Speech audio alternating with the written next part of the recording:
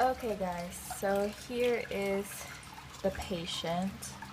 It fell about 3.5 feet, almost 4 feet to the floor, and the damage is really bad. Like, if you guys can see, let me get up close. Here is the damage from the fall. So it cracked pretty much all the way through. So here it's cracked here, here, here, and here, this bigger chunk down here used to be here, but it completely broke off and the body is exposed right now. And then the crack continues here down this line, and then up in here, down to here, and almost connects to the beginning of it. So yeah, it pretty much broke half of the body out, except, okay, like these cracks right here, like just the cracks, it doesn't need any repair. They'll heal up. The snail should be able to heal them all on its own. But where there is exposed tissue, yeah, that's gonna need a patch. So what I'm going to do is, I've got here a piece of plastic from a plastic bag. I just cut this section out, and we're going to use that as a barrier. And what I'm going to use is some silicone, because it needs to be waterproof so the water doesn't get into the body. And I was actually going to use some epoxy clay, where you get like this clay and it's like one color and a different color, and then you mix them together and it hardens. And I was going to use that because it's a lot faster, but I realized that a lot of people might not have that available, and I just wanted to use materials, like very simple materials for anyone out there who may be going through this. I just wanted to use materials that were very easily accessible, so that's all I'm going to use. These are all the materials: a piece of plastic from a plastic bag, some silicone, some scissors, and this Q-tip. And also I'm going to be using some hydrogen peroxide just to clean the outside of the cracked shell. But yeah, let's get started. So the first thing I did was, it fell in the morning. Once it fell, you don't want to put them back in the water, because like I see this way too often. So I always see where people have snails, their snails with really badly cracked shells. And I mean, if it's just like the little cracks like here where I showed you guys that it's not cracked all the way and the inside of the body isn't exposed like that, you don't need to repair it. They'll do it on their own. But if you can see their body, their insides, don't put them back in the water. And I see this way too often. So people put their snail in a container with water and some calcium, like a Cuttlebone or a calcium block or something. And you guys, apple snails don't fix their shells overnight. It takes months, sometimes even longer. So don't expect your snail to completely heal overnight if you just put some calcium in the water where it's in. And that's actually a very bad idea, because, okay, basically the water that you're going to be putting your snail in is not going to be clean water. It's most likely going to be water from the tap or from your tank or anything, and that water has bacteria in it, harmful bacteria, and all that bacteria is going to go inside through the shell, and it's going to surround their organs, and they could get an infection and die. Also, the shell needs to be 100% dry so that the silicone and everything sticks to it. So just take your snail, put them in a container, dry for a few hours. They'll be completely fine. You guys remember that snails have a gill and a lung, so they can breathe inside of the water and outside of the water just fine. So don't worry about them drying out either. It usually takes a couple of days for that to happen, so they'll be completely fine outside of the water. Wait for them to dry so that you can fix them up, patch them up, then put them in the water, and then you can go ahead and supply some calcium. So yeah. So the first thing you want to do is you want to have clean, sterile hands. You don't want to work on your snail with dirty, bacteria-filled hands. So here I have just some disinfecting wipes from my first aid kit. You know, I love using my first aid kit. But you could just go ahead and wash your hands with antibacterial soap. I'm just going to use this because it's, you know, meant for this purpose.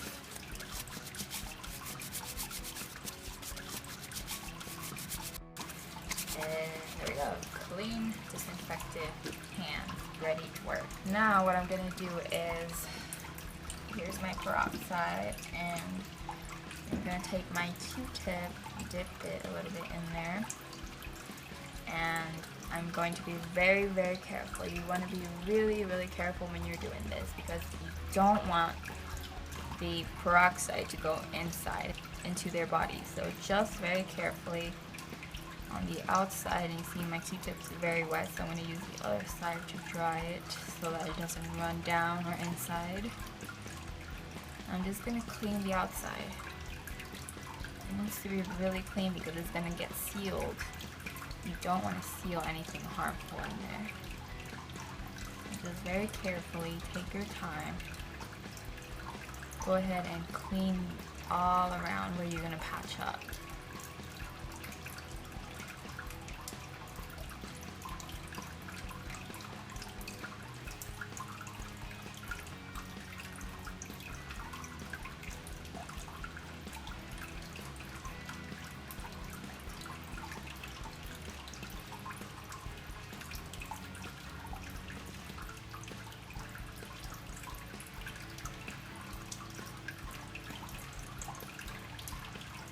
And there we go. Now we have a clean surface to work with clean hands. You gotta be very clean when you're doing this. Okay, so I'm gonna set down a clean paper towel for the snail to rest on while I go ahead and cut the patch. So we're gonna cut it slightly larger than the crack. So yeah, let's just kind of eyeball it and we'll make adjustments afterwards.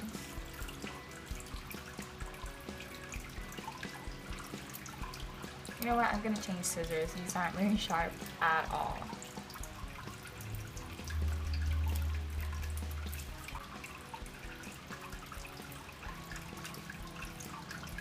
Okay, so before we continue cutting, because now we're going to have to start to lay the plastic on the snail to better shape it. So before we do that, we need to clean the plastic before we lay it all over the snail. So I got my peroxide right there, and I'm just going to take my Q-tip, dip it, and we are going to run it all on the plastic. And we're going to give it a light dry here in the napkin.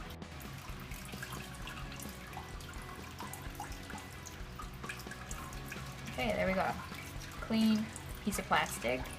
Now we can lay it on the clean snail. There we go. We're going to lay it, make adjustments. So I think right here we need to cut.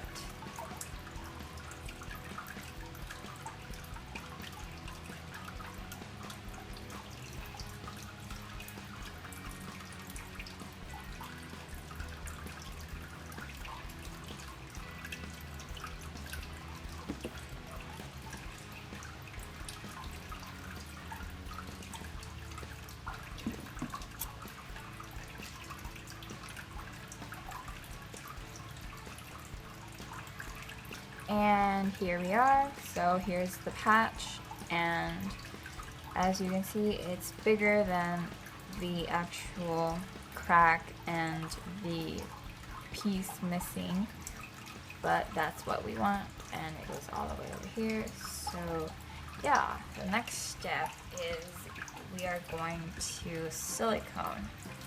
So I'm gonna open up my silicone and squeeze a bit out. There we go. Oh, and my camera is not even focused at all. There we go. So that should be enough. And I'm gonna take another clean. This isn't clean. Shit. Now what I'm gonna do is we're gonna start to glue everything down. Now, if you're scared to mess it up, then I would suggest adding this silicone all around your patch, just very lightly. But I feel a bit more confident and I'm going to add it here all around. But you really have to be careful not to lay down too much of it, because once you press the patch down, it might seep inside into the snail's body, and that's a big no-no. So if you want to play it safe, add the silicone to the patch. So here it is. I'm going to add a layer all around. Take your time. No one's rushing you. And remember, you want a airtight seal, so don't miss any little spots. You don't want any water to get in.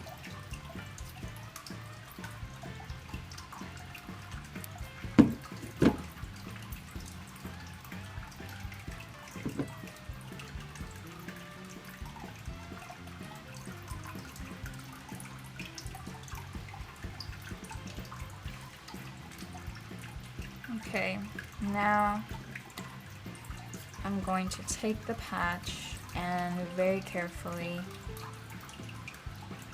press it down. So we're going to start off, and if my camera would focus, thank you. We're going to start off from one end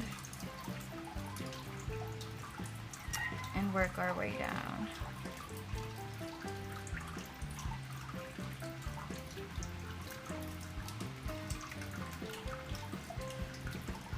And don't press it down, because that'll make the glue kind of, press and go everywhere. You want to press the glue outward. So here I'm going to use my Q-tip and show you. So we're going to press the glue outward. The silicone, my bad.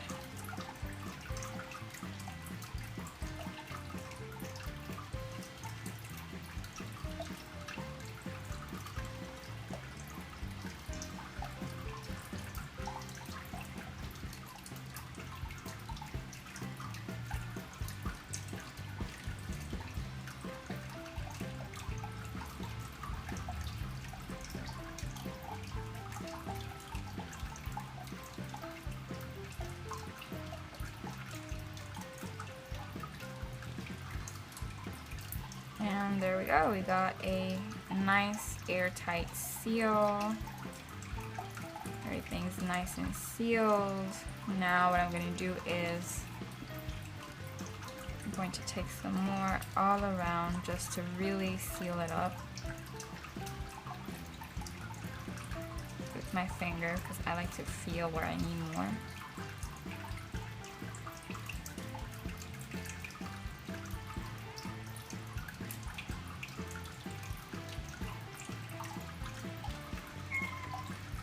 Not now, baby. What? Kinda busy.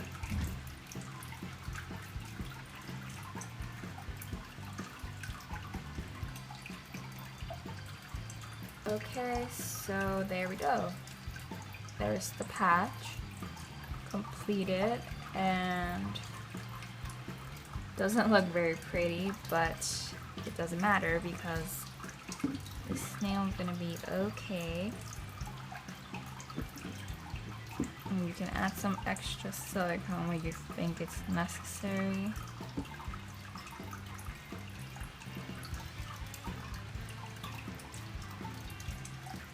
Okay, now I'm just kind of cleaning up the messy areas. Okay guys, here we are. It's been about an hour and a half, almost 2 hours, and silicone is almost completely dry. It's still kind of tacky in the very bottom layer. Okay, like plastic, this plastic, so plastic is kind of fragile and thin, and I can see a lot of things going bad under the water, like other snails sucking at it and getting caught in the background or in other pieces of the tank, other places in the tank. So I'm gonna play it safe, and I'm going to add a layer of silicone on top of the patch. You know, just because I want to be safe. I don't want any punctures in it and then water seeping in. Just, you know, I'm gonna play it safe. So, whoa, that's weird. I'm going to take some silicone in my finger, and we're just going to layer this on top.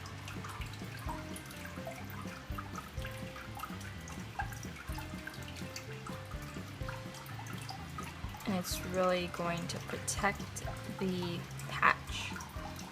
See, the patch is protecting the snail, but now the silicone is protecting the patch. You see what I did there?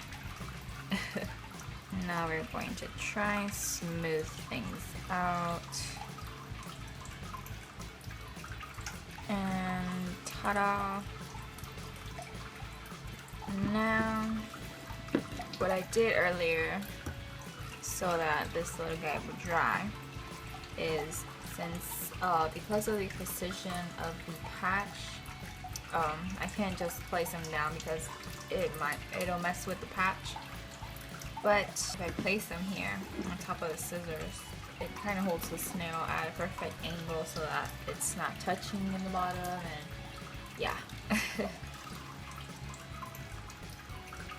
Okay guys, we are back, and it's been about 3 hours, and the silicone is 100% dry. So what we're going to do now is I'm going to take the container where I originally put the snail in. I added about ½ inch of water. Now we're going to put the snail in. And we're going to wait about a day, and then after a day we'll add the snail back in the tank. Okay guys, so here we are, and it's been 24 hours now, and here is our patient, and still kicking in there, so hopefully he will recover. So what I'm going to do now is we're going to add him back in the aquarium now with the other snails and fish, and hopefully he'll recover. You know, most of the times it's not the actual fall or the damage that kills them, it's the stress that comes afterwards. You know, their body's kind of go into shock sometimes if the damage is too much, and they just kind of shut down. But this one has been pretty active all day. It even tried to get out of this in the morning. That's why I put this thingy there on top, and yeah, I hope it doesn't. So cute.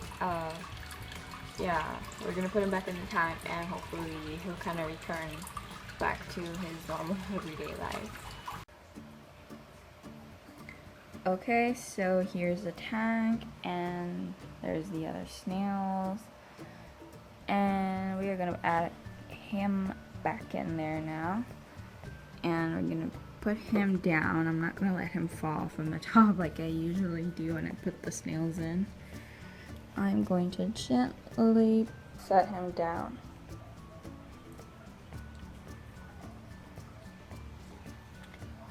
And I'm going to now observe her behavior. So yeah. And here we are. It's already starting to explore a bit. I mean, the patch doesn't look so bad underwater. You can't really see it from this angle. You can kind of see a little bit there.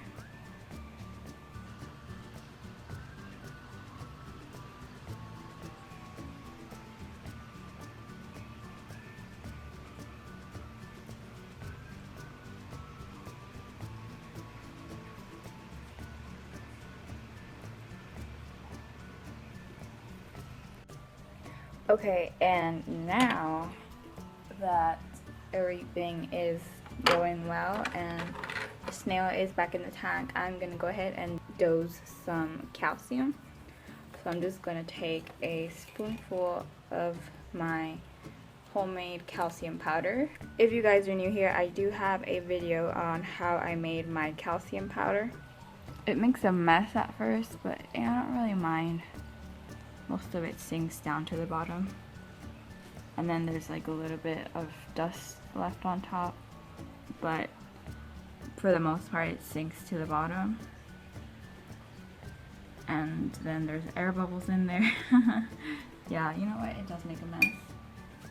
It makes a bit of a mess, but you know, it clears up right away within hours anyways. It's temporary, just while everything settles. Wow, this looks so cool. It looks like a volcano erupting or something. What? They pretty much eat the calcium powder like as it is right there off the floor. It looks like it's snowing.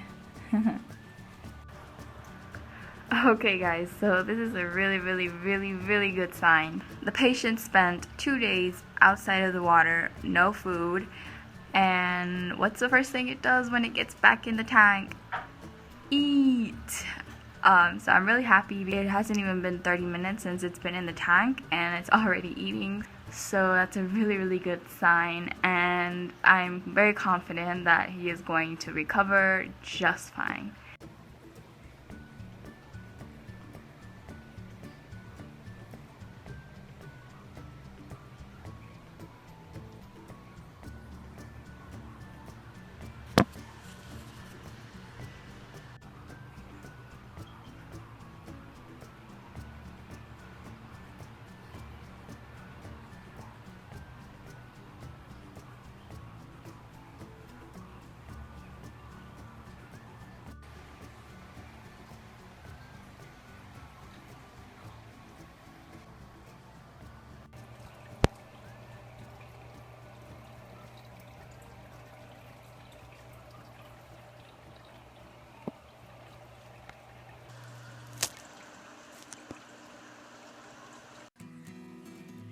Hey guys!